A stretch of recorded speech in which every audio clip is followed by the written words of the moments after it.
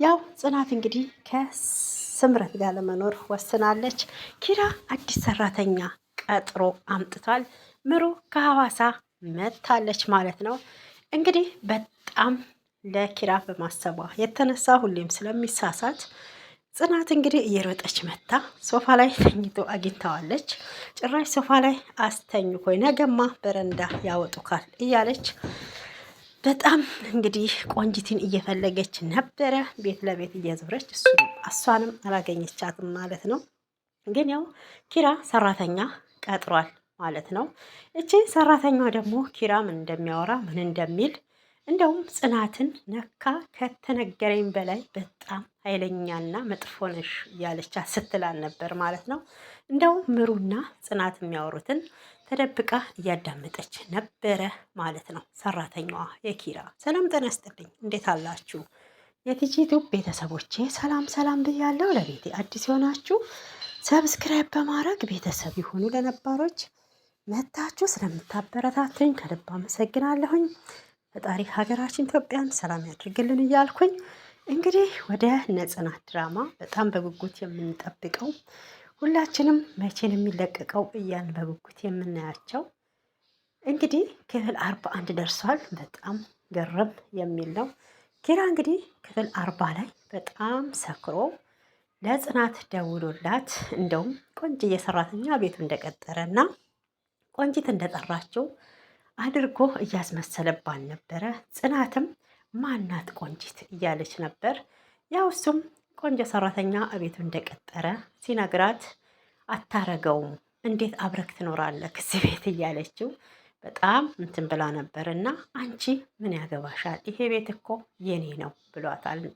ያው ጽናትም ቤቱ የእሱ እንደሆነ በጣም እሷም ጠንቅቃ ታውቃለች። ኪራ እንግዲህ ብቸኝነት ቤቱ ሊበላይ ነው ብሎ ምሩን ከሐዋሳ አስመጥቷታል። ምሩም ውላ አላደረችም መታለች ማለት ነው። የተፈጠረውን ነገር ነግሯታል ማለት ነው ኪራ ማለት ነው። እና ምሩም እንዴት እንደዚህ ሆነ ለምን ለእኔ ሳትነግሪኝ ብላ ጽናትን እንግዲህ በውጪ ካፌ አግኝታት አውርተዋል ማለት ነው። የራስሽ ጉዳይ ሲያስጨንቅሽ ደግሞ ሁሌም በእኔ ጉዳይ ትጨነቂ ወይ? ለዛ ነው ያልነገርኩሽ ምሩ ጓደኛዬ ብላታለች። ምሩም አይ እንደ እህትም እንደ ጓደኛም እንዴት ነው አሁን ላይ ጽናት አንቺ ተቀይረሻል፣ ሚስጥር መደበቅ ጀምረሻል፣ በፊት ምንም ነገር አትደብቂኝም ነበር ብላታለች።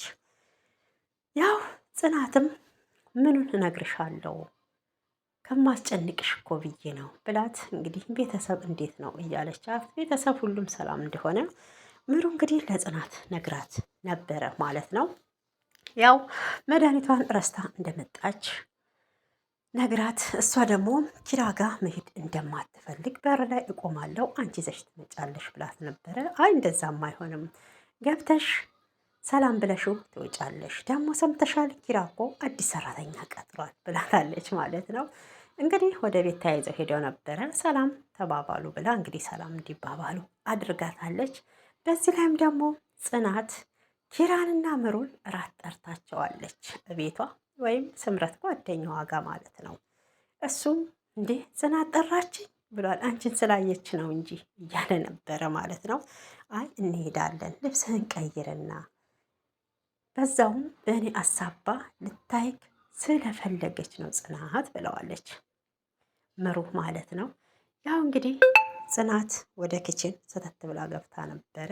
በገባችበትም ሰዓት ሰራተኛዋ አንድ ቀይ ልጅና አንድ ቀይ ደግሞ አጠር ያለች ሴት መጥተዋል። በፊት ብቻውን ነበረ፣ አሁንማ 3 ሆነዋል እያለች ያወራች ነበረ ማለት ነው። እንግዲህ ጽናትን አላየቻትም ነበረ። ምንድን ነው የምታወሪው?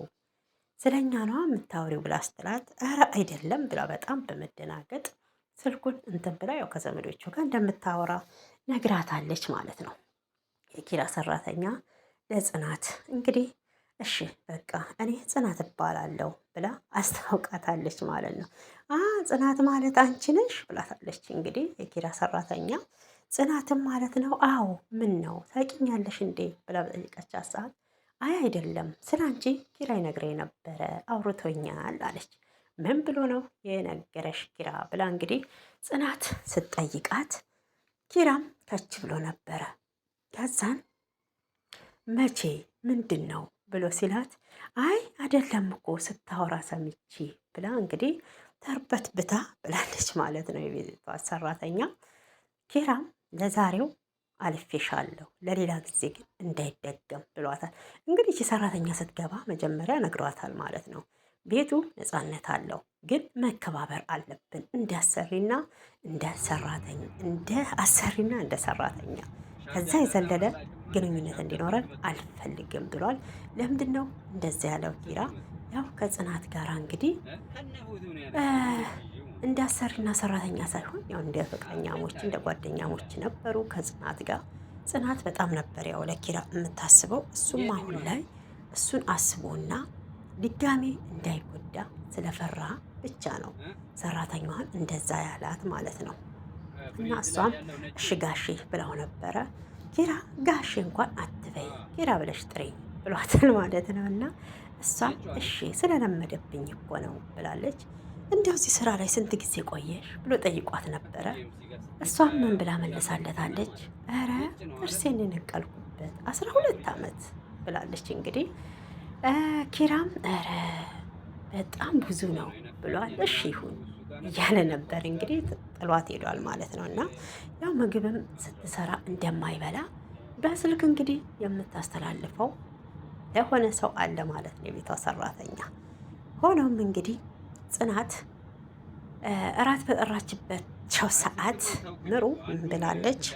ኪራና ጽናትን እንግዲህ ኪራን ባላሰበበት ጽናትን ባልተዘጋጃችበት ሁለቱንም አስታርቃቸዋለሁ ብላለች ምሩ ማለት ነው። እንግዲህ እራት ግብዣው ላይ ያው ጽናት እንግዲህ ሰራተኛዋ ትጎዳዋለች፣ ኪራ ይጎዳል፣ ምንም ሁኔታዋ አላማረኝም እያለች ነበረ። ስምረት እንደውም ምን ብላታለች? ለምን ታዲያ ተመልሰሽ ኪራ ጋር አትገቢም? አሊያም ደግሞ ለምሩ ይህን ነገር ንገሪያት ብላታለች ማለት ነው። እንግዲህ በጣም ነው የምታስብለት። አስቦ ራሷ እየተጎዳች ማለት ነው። ኪራ እንግዲህ ለምንድን ነው ግን እንደዚህ ፍቅሬን ገፍተሽ የሄድሽው እያላት ብሏታል። እንዲሁም ከቤት ውስጥ በጣም ተቆጥቶ ነበረ ጽናትን ያስወጣት ማለት ነው። ጽናት ደግሞ ድጋሜ ልቧ እንዲሰበር አትፈልግም። ለምን ቤቲ ላይ የደረሰው እኔም ላይ ይደርሳል ብላ ስለምትል ማለት ነው።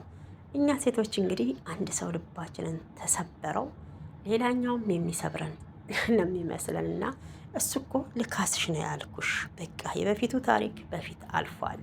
አሁን ግን ልካስሽ የቤት የሰራተኛ ሳይሆን የትዳሬ አጋር እንድትሆኝ እፈልጋለሁ ነበር እያለ ያለው። እንግዲህ ጽናቴን ጉዳይ አልተቀበለችውም ማለት ነው። ቀጣይ ክፍል ምን ይሆን? ጽናትና ኪራ ይታረቁ